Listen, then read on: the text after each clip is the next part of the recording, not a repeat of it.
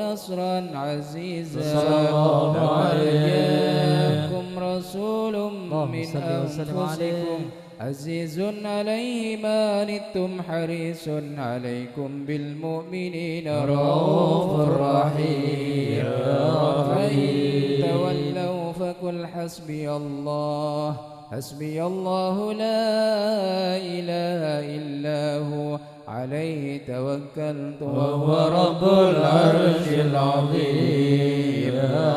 إن الله وملائكته يصلون على النبي يا أيها الذين آمنوا صلوا عليه وسلموا تسليما. اللهم صل وسلم وبارك عليه. السلام عليك زين الأنبياء.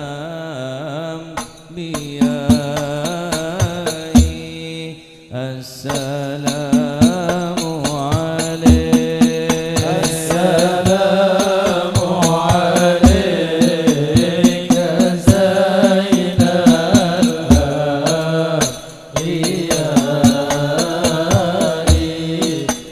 السلام عليك. السلام عليك أتقى الأتقياء.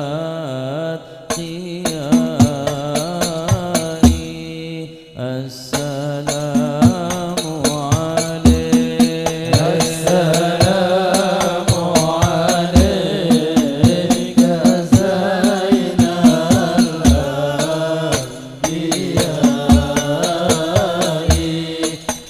السلام عليك. السلام عليك أصفى الأصفياء.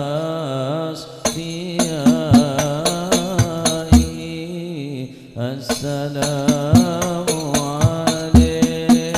السلام عليك زين الأنبياء.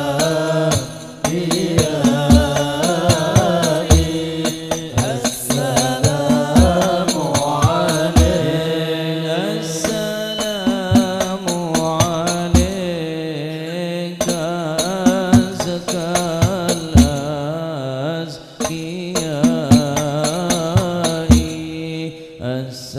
السلام عليك. السلام عليك زين الأنبياء.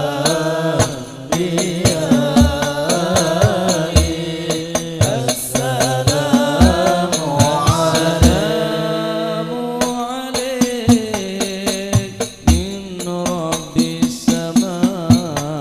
السلام عليك من رب السماء. السلام عليك. السلام عليك زين الأنبياء.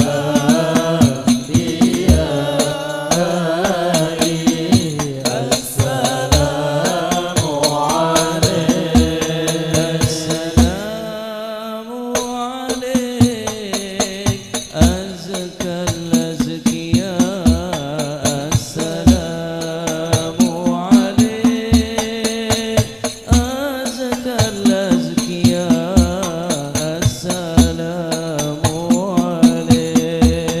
السلام عليك زين الأنبياء.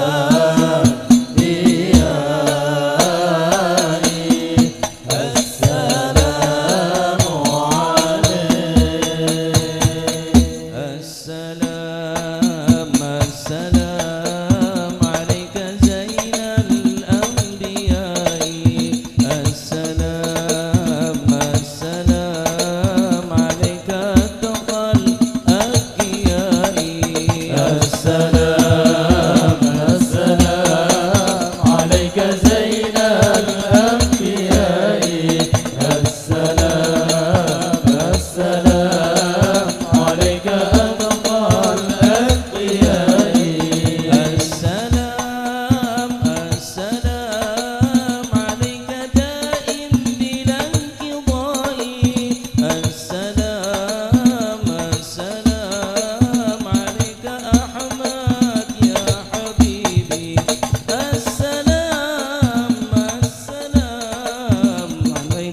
أحمد يا حبيبي. السلام السلام عليك زين الأنبياء. السلام السلام عليك أتقى الأتقياء. السلام السلام عليك طه يا طبيبي. السلام السلام عليك يا مسكي وطيبي. السلام السلام عليك طه يا طبيبي. السلام السلام عليك زين الأنبياء. السلام السلام عليك أتقى الأتقياء. السلام السلام عليك يا خير الأنام. السلام السلام عليك يا بدر التمام. السلام السلام عليك يا خير الأنام. السلام السلام عليك زين الأنبياء. السلام السلام عليك أتقى الأتقياء. السلام السلام على المشفع في القيامة. السلام السلام على المضلل بالغمام. السلام السلام على المشفع في القيامة. السلام السلام عليك زين الأنبياء. السلام السلام عليك أتقى الأتقياء. اللهم صل وسلم وبارك عليه. صل وسلم وبارك عليه وعلى آله. الله بسم الله عليه. الرحمن الرحيم. الحمد لله القوي سلطانه الواضح برهانه المبسوط في الوجود كرمه والإحسان صلى الله عليه. مجده وعظم شانه خلق الخلق لحكمة وطوى عليها علمه وبسط لهم من فائض المنة ما جرت به في أقدار القسمة صلى الله عليه. أشرف خلقه وأجل عبيده رحمة صلى الله عليه. الأزلية بخلق هذا العبد المحبوب صلى الله وانتشرت عليه. آثار شرفه في عوالم الشهادة والغيوب صلى الله عليه. هذا المن الذي تكرم به المنان صلى الله عليه. أعظم هذا الفضل الذي برز من حضرة الإحسان صورة كاملة ظهرت في هيكل محمود وجودها كناف الوجود وبرزت برد العوالم بطراز تكريم. اللهم صل وسلم أشرف الصلاة والتسليم على سيدنا ونبينا محمد الرؤوف الرحيم. اللهم صل وسلم وبارك عليه. اللهم صل وسلم وبارك عليه صلى الله عليه. الحق في عالم قدسه الواسع تجليا قضى بانتشار فضله في القريب والشاسع صلى الله عليه. لا تنحصر أفراده بتعداد صلى الله عليه. بكثرة ترداد صلى الله حيث أبرز من عالم الإمكان صورة هذا الإنسان صلى الله عليه. فقالا وتنتقل تسرى أسراره في الأكوان صلى الله عليه به قلب منيب إلا من سوابغ فضل الله على هذا الحبيب صلى الله عليه سروره قد توالى صلى الله بحبيب عم العالم نوالا صلى الله جل عليه من شرف الوجود بنور غمر الكون بهجة وجمالا صلى الله عليه في الحسن على مقام وتناهى في مجده وتعالى صلى الله عليه فيما اجتلته بشرا كاملا يزيغ الضلالا صلى الله عليه رفعة في شؤونه وكمالا صلى الله عليه من حضرة الامتنان ما يعجز عن وصف اللسان ويحر في تعقل معاني الجلال صلى الله عليه في عالم البطون والظهور ما ملأ الوجود الخلقي صلى نور الله فتبارك الله عليه من إله كريم بشرتنا آياته في الذكر الحكيم بشارة لقد جاءكم رسول اللهم صل من وسلم عليه. أنفسكم عزيز عليه ما أنتم حريص عليكم بالمؤمنين رؤوف رحيم يا رحيم البشارة وتلقاها بقلب سليم فقد هدي إلى صراط مستقيم اللهم صل وسلم أشرف الصلاة وتسليم على سيدنا ونبينا محمد الرؤوف الرحيم اللهم صل وسلم وبارك عليه اللهم صل وسلم وبارك عليه صلى الله عليه لا إله إلا الله وحده لا شريك له صلى الله عليه اللسان عما تضمنه الجنان من التصديق بها والإذعان صلى الله عليه من الإيمان قواعد صلى الله عليه ذلك الإذعان والتصديق الشواهد صلى الله وأشهد عليه أن سيدنا محمد صلى العبد الله الصادق في وبارك قوله عليه. وفعله صلى الله والعمل عليه. لله ما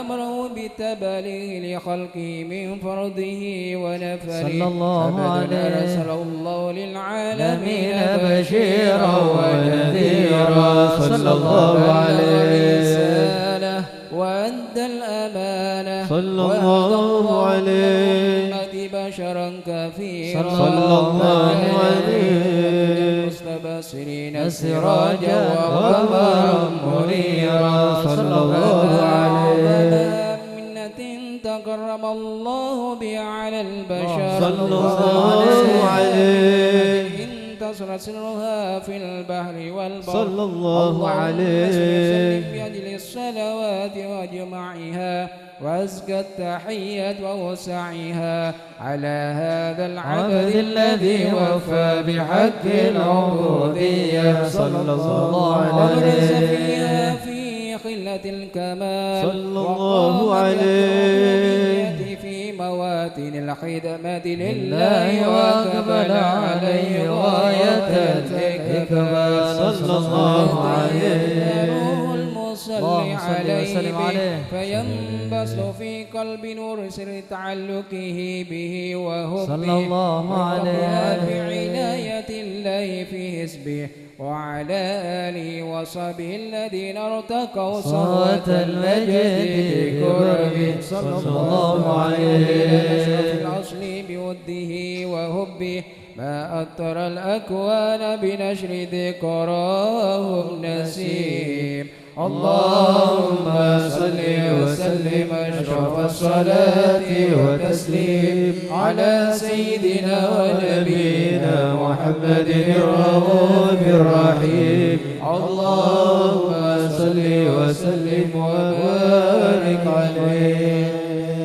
اللهم صل وسلم وبارك صلى الله عليه. أما بعد، فلما تعلقت إرادة الله بالعلم القديم بظهور أسرار التخصيص للبشر الكريم بالتقديم والتكريم صلى الله عليه. نفذت القدرة الباهرة بالنعمة الواسعة والمنة الغامرة صلى الله عليه. في العالم المطلق الكبير صلى الله عليه. مشهود بالعين هاو لوصف الكمال المطلق والحسن التام والزين صلى الله عليه. فتنقل ذلك الجمال الميمون في الأصناف الكريمة والبطون، فما من صلب ضم إلا وتمت عليه من الله النعمة صلى الله عليه. وهو القمر التام الذي يتنقل في بروده ليتشرف بموطن استقراره وموضع خروجه. وقد قضت الأقدار الأزلية بما قضت وأظهرت من سر هذا النور ما أظهرت وخصصت به من خصصت صلى الله عليه. وكان مستقره في الأصلاب الفاخرة والأرحام الشريفة الطاهرة حتى برز في عالم الشهادة بشرا لا كالبشر صلى الله عليه. حير الأفكار الزور وبهر فتعلقت همة الراقب لهذه الحروب صلى الله عليه بأن يرقم في هذا القرطاس ما هو لديه من عجائب ذلك النور صلى الله عليه. وإن كانت الألسن لن تفي بعشر معشار أوصاف ذلك الموصوف صلى الله عليه للسامعين من خواص المؤمنين وترويحا للمتعلقين بهذا النور المبين صلى الله عليه. وإلا فأنا تعرب الأقلام عن شؤون خير الأنام صلى الله عليه. ما في الدنيا شرف المخلوقين وما أكرم الله به في مولدي من الفضل الذي عم العالمين صلى الله عليه. وبقيت رايته في الكون منشورة على مر الأيام والشهور والسنين صلى الله عليه. هذه الحضرة الكريمة ولاعج التشوق إلى سماء أوصافها العظيمة ولعل الله ينفع به المتكلم والسامع آمين. فيدخلان في شفاعة هذا النبي الشافع آمين. روحان بروح ذلك النعيم. اللهم صل وسلم أشرف الصلاة والتسليم على سيدنا ونبينا محمد الرؤوف الرحيم. اللهم صل وسلم وبارك عليه. إني عرفتك بالصفات العاليات وبالقدر وبالقضاء وبالولاء أغنيت عبدا قد شكر. إني عرفتك بالصفات العاليات وبالقدر وبالقضاء وبالغنى أغنيت عبدا قد شكر. إني عرفتك بالصفات العاليات وبالقدر وبالقضاء وبالغنى أغنيت عبدا قد شكر.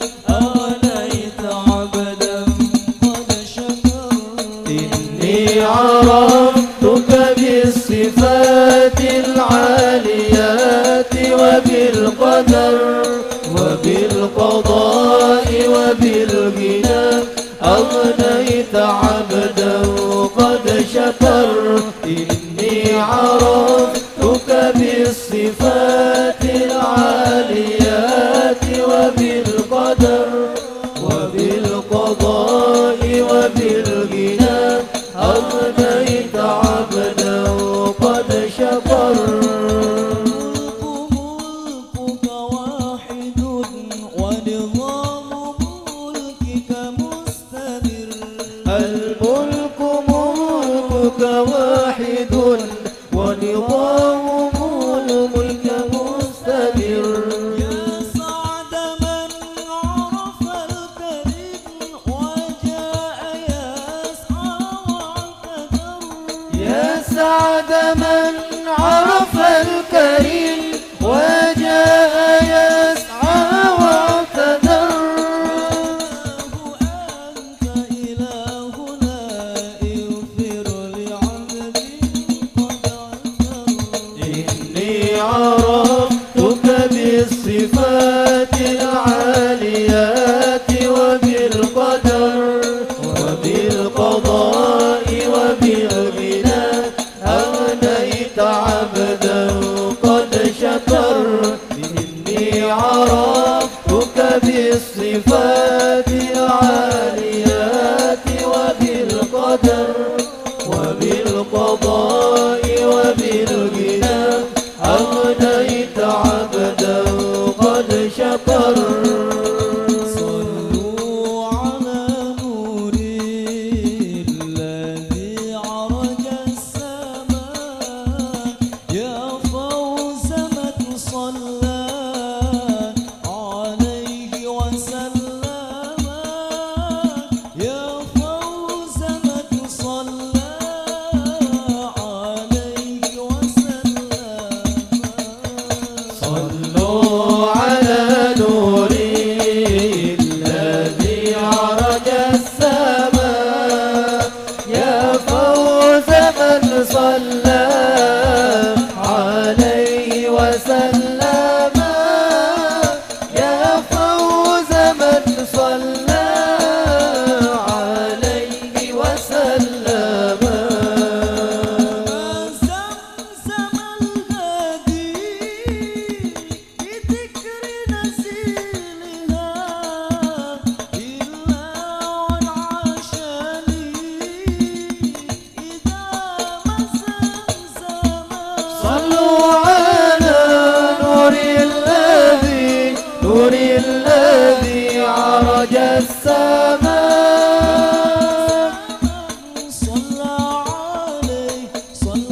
عليه وسلم صلوا على نور الذي عرج السماء يا فوز من صلى عليه وسلم يا فوز من صلى عليه وسلم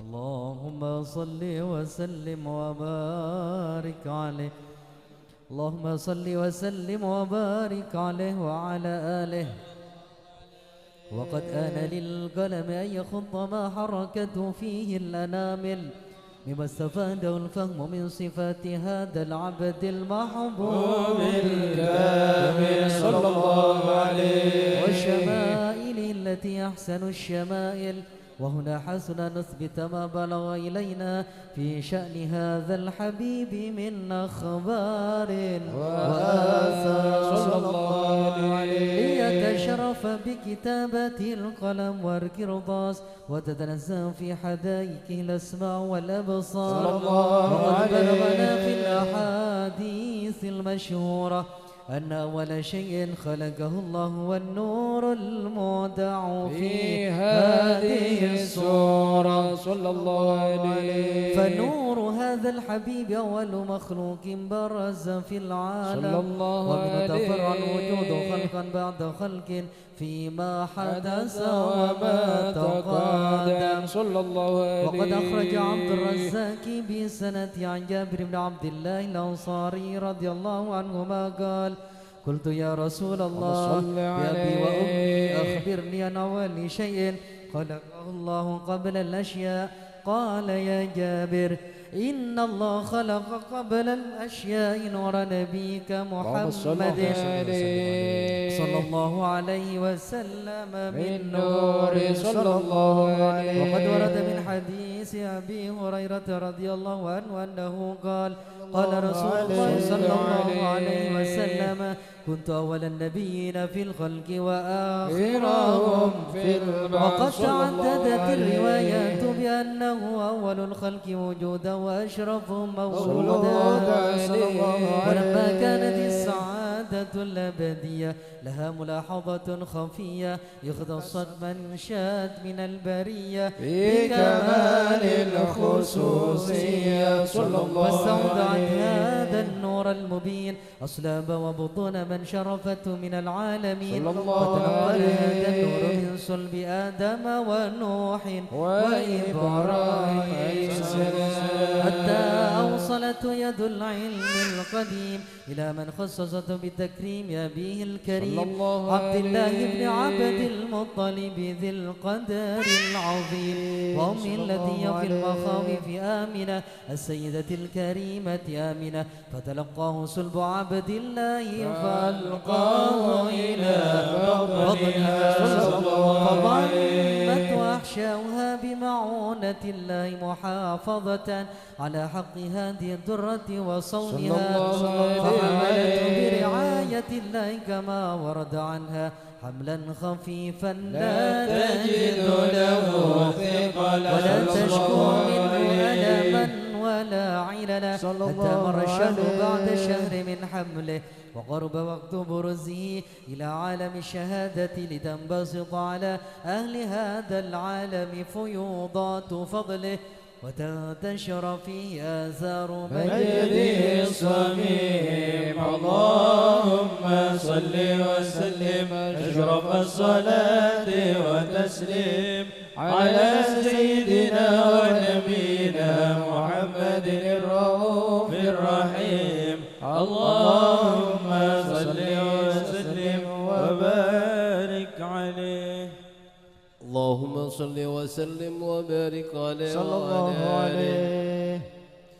ومنذ علقت به هذه الذرة المكنونة والجوهرة المصونة والكون كله يصبح ويمسي في سرور وابتهاج صلى الله عليه. بقرب نور إشراق هذا السراج والعيون متشوفة إلى بروزه متشوقة إلى التقاط جواهر الكنوز صلى الله عليه. وكل دابة لقريش نذاقت بفصيح العبارة معلنة بكمال البشارة وما من حامل حملت في ذلك العام إلا أتت في حملها بغلام من بركات وسعادة هذا الإمام صلى الله عليه. ولم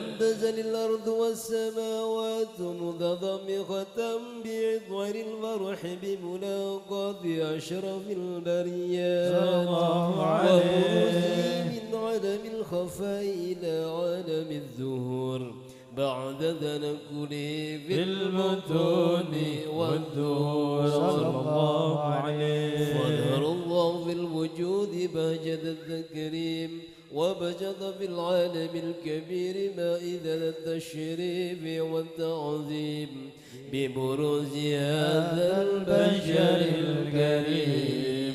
اللهم صل وسلم أشرف الصلاة والتسليم على سيدنا ونبينا محمد الرؤوف الرحيم. اللهم صل وسلم وبارك عليه. اللهم صل وسلم وبارك عليه.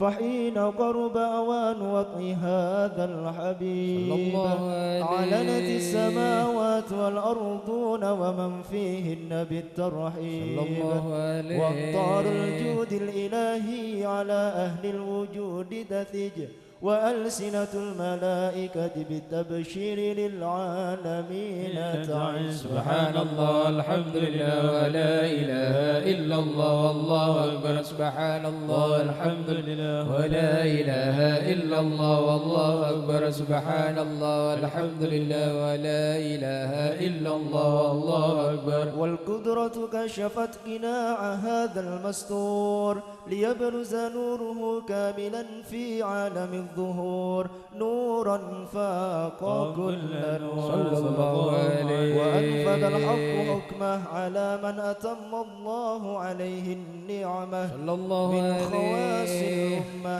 أن يحضر عند وطنه أمة تأنيسا لجنابها المسعود ومشاركة لها في هذا السمات الممدود. صلى الله عليه. فحضرت بتوفيق الله السيدة مريم والسيدة آسيا صلى الله ومعهما من عليه. الحور العين من قسم الله له من الشرف بالقسمة الوافية. صلى الله عليه. فأتى الوقت الذي رتب الله على حضوره وجود هذا المولود فانفلق صبح الكمال من النور العمود وبرز الحامد المحمود مذعنا لله بالتعظيم والسجود. صلى الله على محمد صلى الله عليه وسلم. صلى الله على محمد صلى الله عليه وسلم. اللهم صل على محمد مولانا محمد. أشرق الكون ابتهاجا بوجود المصطفى أحمد ولأهل الكون أنس يا رسول الله وسرور قد تجدد يا نبي سلام عليك يا رسول سلام عليك يا حبيب سلام عليك يا رسول الله صلوات الله عليك. فاقربوا يا أهل المثاني فهزوا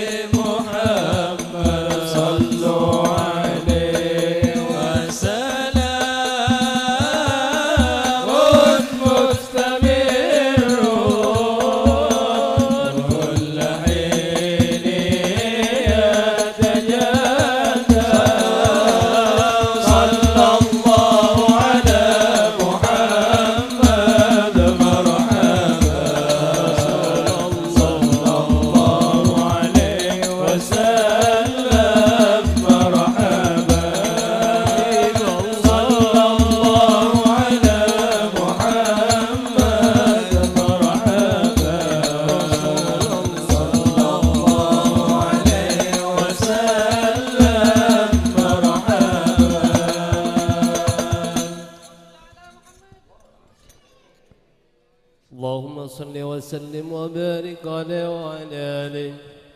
ولقد اتصف صلى الله عليه وسلم من محاسن الأخلاق بما تثق عن كتابة بطون الأوراق.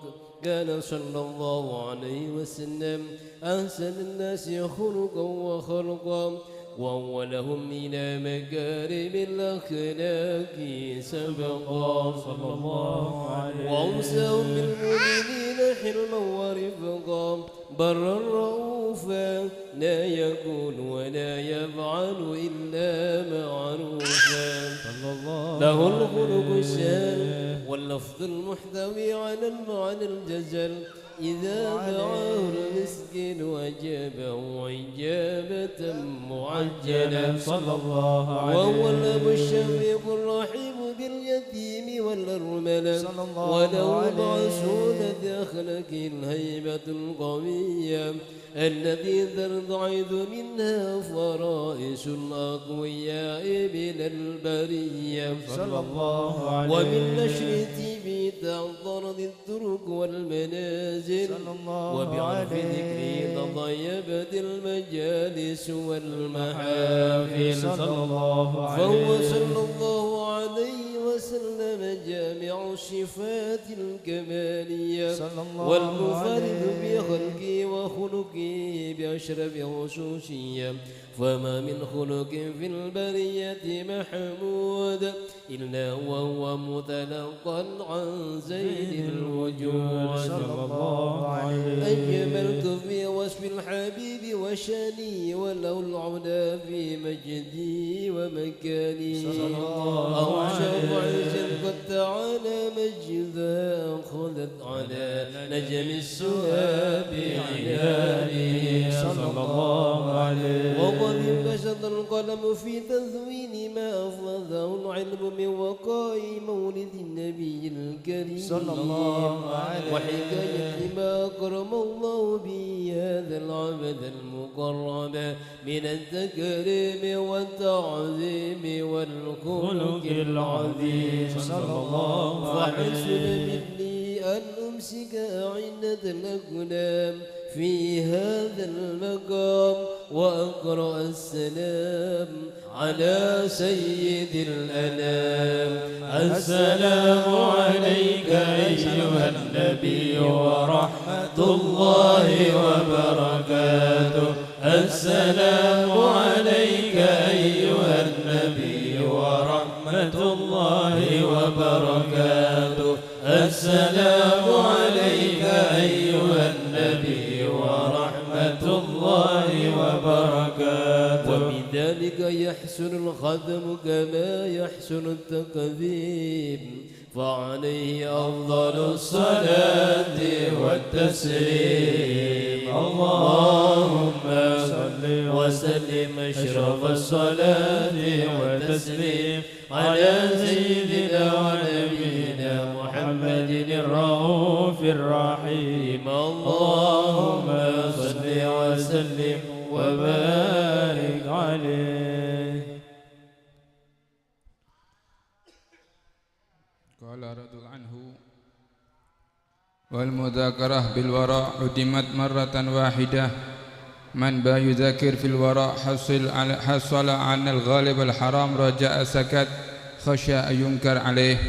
وهذا كله يوم استخفه بجانب الحق والموعظة معت باشد القلوب والخوف من الله معت زكن القلب. وسبب التؤمة الحرام قصد القلوب وأدلمت بسببها. ما حصد الموعظة سبيل إلى القلوب والمهجر كذلك غش. نحن من معه فلوس عبر بها إلى البنك واندر أي وصل بها إلى الحضرموت وغش الناس بها.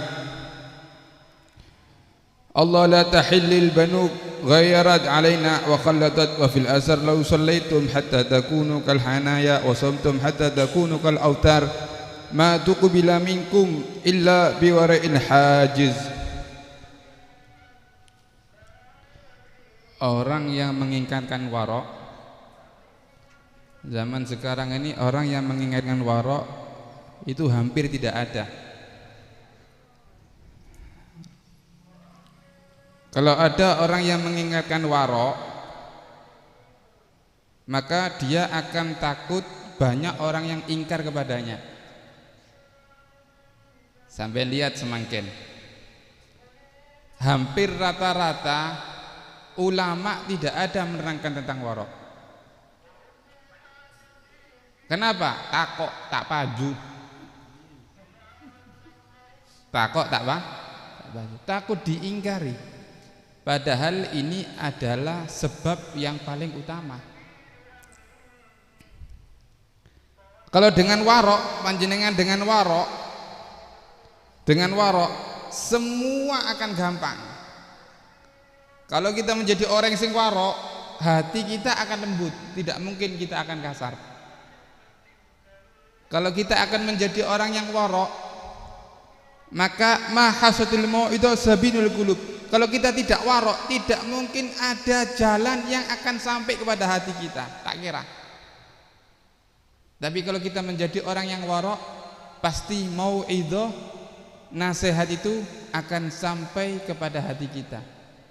Zaman semangken sobung orang sing ngelingno tentang warok sobung.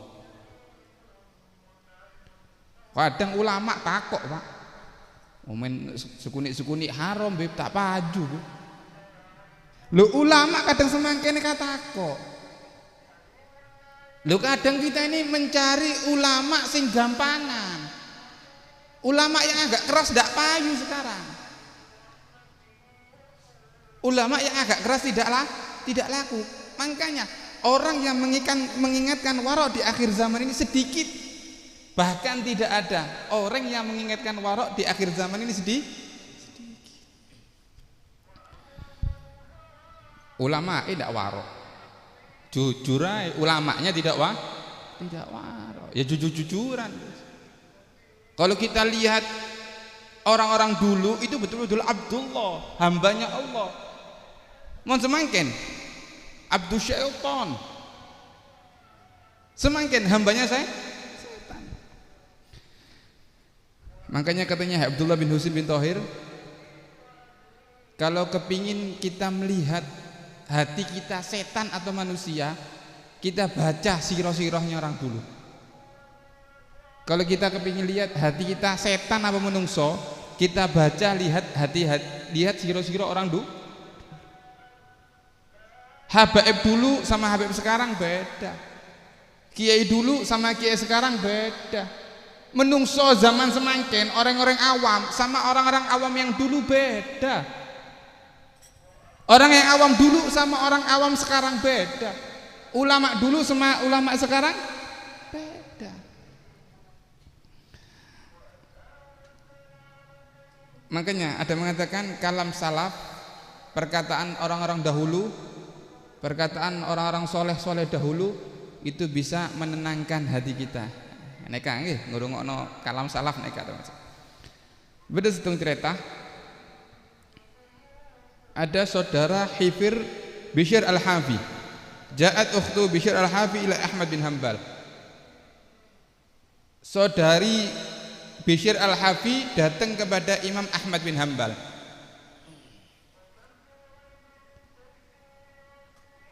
Beliau itu lagi nakzil itu menenun apa ya? Apa? Nyulam niku?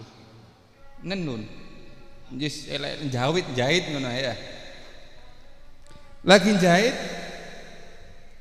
Fatamuru alaina masyair dhahira wa yaqulu syi'a alaina apa yajuzu lan al-ghazal bi syi'a.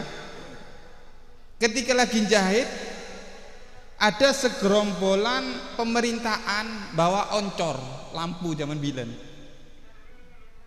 Lampunya tambah terang gara-gara oncornya pemerintahan. Lampunya tambah terang gara-gara oncornya pemerintahan. Akhirnya tanya, apakah saya termasuk ghosok?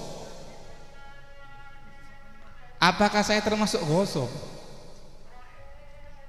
Katanya Imam Ahmad bin Hanbal, seandainya perempuan semua kayak kamu, seandainya perempuan semua kayak kamu, yang keluar dari rahim kamu, keluar dari rumah kamu, perempuan semua kayak kamu, maka semua anak-anak ini menjadi orang-orang istimewa. menjadi orang-orang yang warok, betul-betul warok. Seandainya semua perempuan kayak kan gara-gara lampu semakin plat abang wis gawe mlaku-mlaku wae.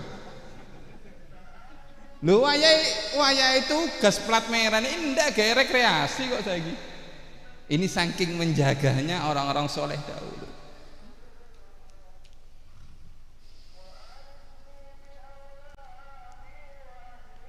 Sama kejadian sama Rabi'ah al-Adawiyah, perempuan yang waliyah, orang perempuan yang waliyah. Wali itu bukan hanya dari laki-laki, perempuan juga bisa menjadi waliyah, menjadi hamba bilanya Allah. Ketika juga menjahit, beliau memakai lampu dari lampunya pemerintahan. Setelah menjahit,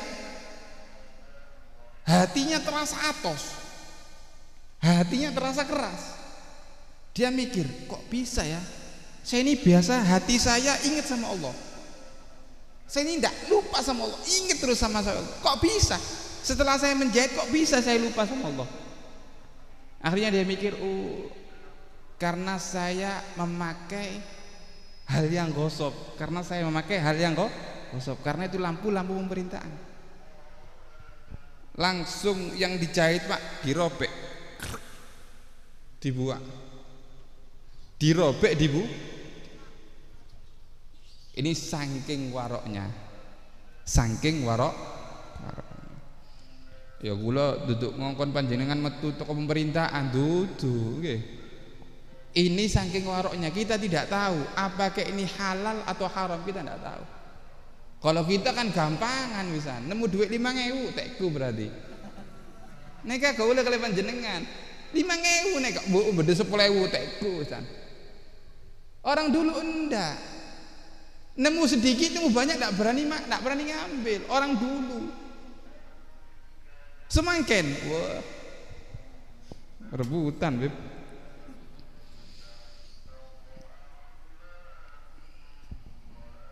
Ada seorang datang kepada Imam Hasan al-Bisri,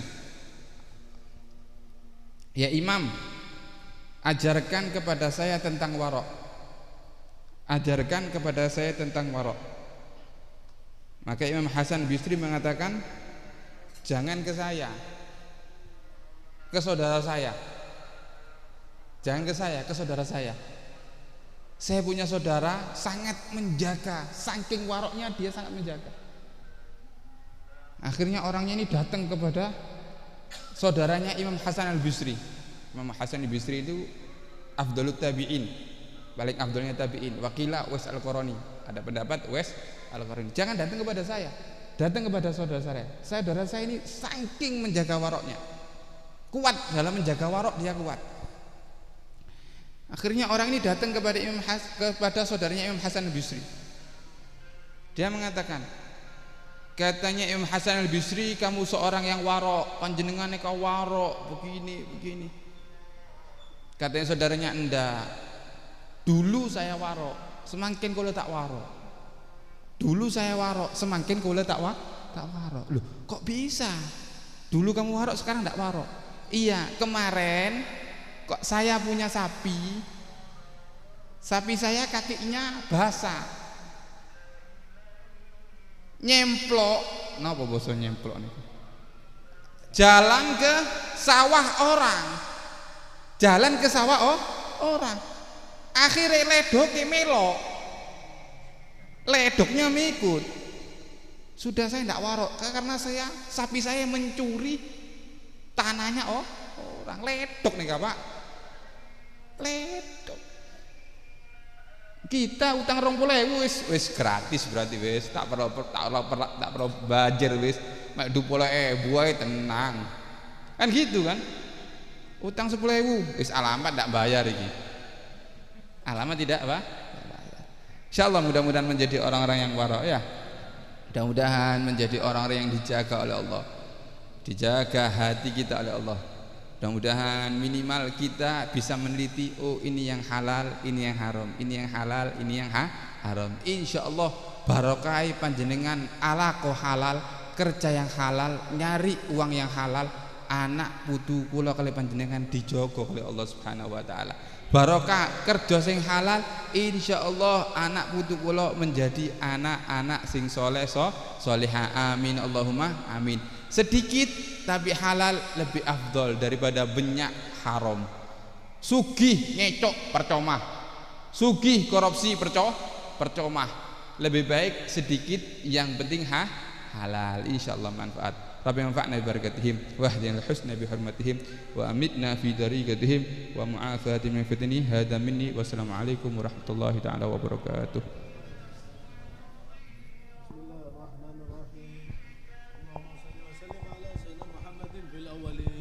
وصل وسلم على سيدنا محمد في الآخرين وصل وسلم على سيدنا محمد في كل وقت وحين وصل وسلم على سيدنا محمد وعلى آله وصحبه أجمعين.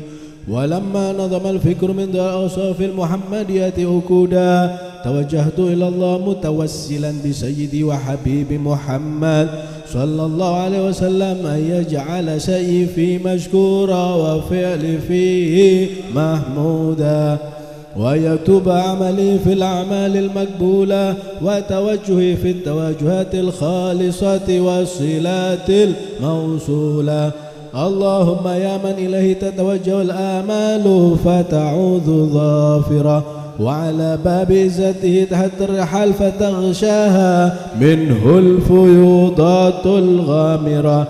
نتوجه إليك بأشرف الوسائل لديك سيد المرسلين عبدك الصادق الأمين سيدنا محمد الذي عمت رسالته العالمين أن تصلي وتسلم على تلك الذات الكاملة مستودع أمانتك وحفيظ سرك وحامل راية دعوتك الشاملة الأب الأكبر المحبوب لك والمخصص بالشرف الأفخر في كل موطن من مواطن القرب ومظهر قاسم إمدادك في عبادك وساكي كرش إرشادك لأهل ودادك سيد الكونين وأشرف الثقلين العبد المحبوب الخالص المحسوس منك بأجل الخصائص.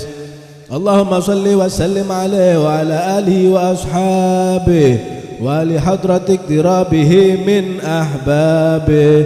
اللهم إنا نقدم إليك جاه هذا النبي الكريم ونتوسل إليك بشرف مقامه العظيم أن تلاحظنا في حركاتنا وسكناتنا بعين عنايتك وأن تحفظنا في جميع أطوارنا وتقلباتنا بجميل رعايتك وحصين وقايتك وأن تبلغنا من شرف القرب إليك وإلى هذا الحبيب غاية آمالنا وتتقبل منا ما تحركنا فيه من نياتنا وأعمالنا وتجعلنا في حضرة هذا الحبيب من الحاضرين وفي طرائق اتباعه من السالكين ولحقك واكئين من المؤدين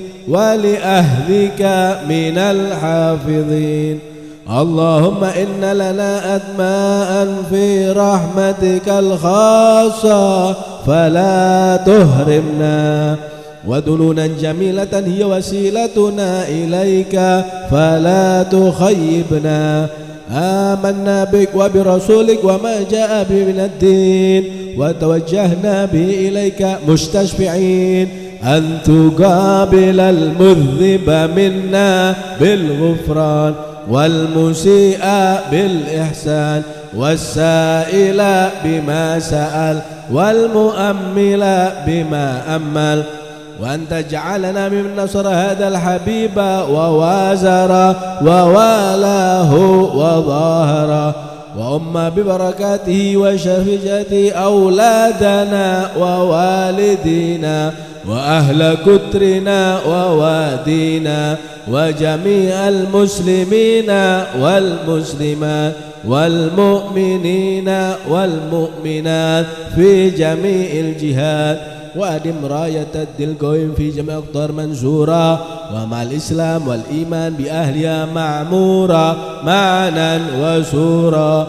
واكشف اللهم كربة المكروبين واقض دين المدينين واغفر للمذنبين وتقبل توبة التائبين وانشر رحمتك على عبادك المؤمنين أجمعين واكفي شر المعتدين والظالمين وابسط العدل بولاة الحق في جميع النواحي والأقطار وأيدهم بتأييد من عندك ونصر على المعاندين من المنافقين والكفار واجعلنا يا رب في الحسن الحسين من جميع البلايا وفي الحرز المكين من الذنوب والخطايا وادمنا في العمل بطاعتك والصدق في خدمتك قائمين وإذا توفيتنا فتوفنا مسلمين مؤمنين